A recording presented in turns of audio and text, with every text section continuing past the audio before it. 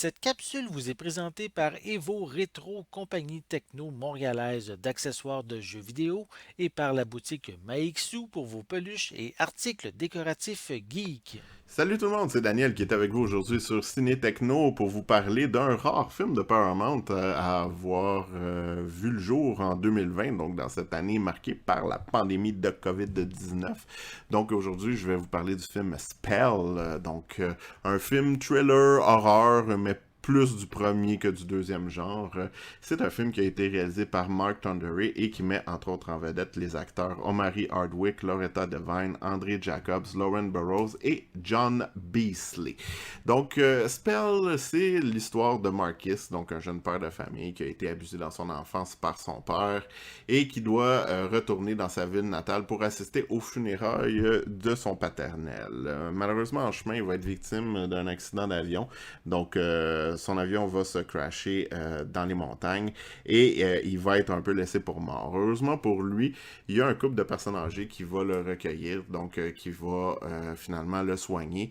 Malheureusement, ce que Marcus ne soupçonne pas, c'est que ce couple-là a des dessins, disons, beaucoup plus sinistres et comme vous allez pouvoir le voir dans le film, ont particulièrement un penchant pour le voodoo. C'est un film, je vous l'ai dit, beaucoup plus thriller que film d'horreur. En fait, il y a quand même quelques petits, ce qu'on appelle des jump scares, des moments de sursaut qui sont placés ici et là, mais c'est beaucoup plus un film qui est à thématique, je vous dirais, ambiance. C'est vraiment l'ambiance qui crée finalement ce film d'horreur-là, entre guillemets.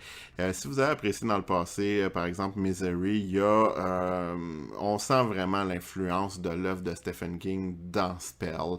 Je vous dirais que, grosso modo, moi, je trouve que c'est un croisement vraiment entre Misery et le voodoo.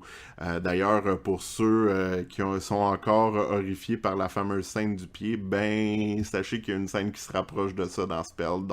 Ça se pourrait que vous ayez encore mal dans le bas de votre corps. Ceci étant dit, la principale lacune de Spell, c'est plus au niveau scénaristique. Il y a des moments qui sont très très intéressants, notamment quand il y a des flashbacks, là, quand on voit les traumatismes du passé de Marcus. Mais pour le reste, c'est un film qui est un petit peu décousu, c'est vraiment des montagnes russes et il n'y a rien de particulièrement captivant. Je vous dirais qu'au niveau de l'intérêt qu'on porte par rapport au sort des personnages, c'est plutôt minime.